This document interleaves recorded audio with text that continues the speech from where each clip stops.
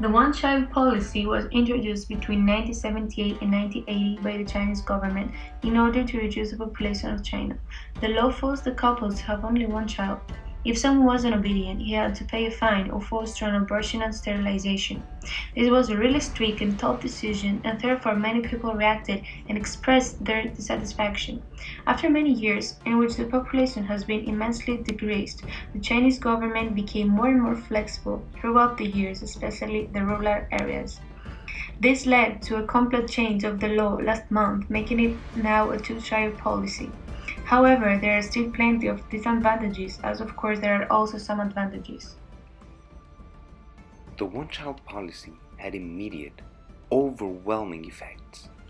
The fact that people, though, still had a second child because they couldn't avoid pregnancy led to very complicated situations, just like the one of Zhongshu.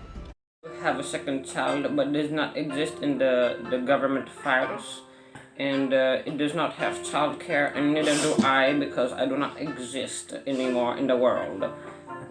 Yes. Why is that? Because I had to, they have to force me to kill the child, but I didn't want to, so I send it off to my brother. Oh. As you see in the case of John Shuko, if a family has a second child but avoid every single tax or fine applied to them, they have to not exist anymore for the government. You understand? But shortly after, we had an interview with the Minister of Development who gave us a completely different view about the issue. So, yes, the one-child policy was very effective. Now, first of all, we reached our main goal to decrease the population. Over the years, more than 400 million less people have been born. This leads to more jobs available in the future because there is less demand for it. It is less poverty because the families can feed every single child because it's only one. Funny joke, right? And there is also better quality of life for these children because the family doesn't have to buy grocery for 7 or 6 or even 8 children. The state becomes more efficient and overall China is growing effectively. Dr. Song Chu disagrees though. Do you agree with the one-child policy? No, I strongly disagree with the one-child policy. It is a very strict law. I see everyday women who come to the hospital to make an abortion as a punishment. I don't like that, and I think couples should have as many children as they want to.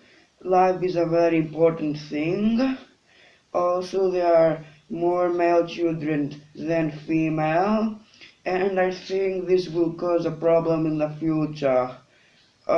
It's also many children because they have no brothers or sisters, they have no support, and their psychology is very bad. Thank you.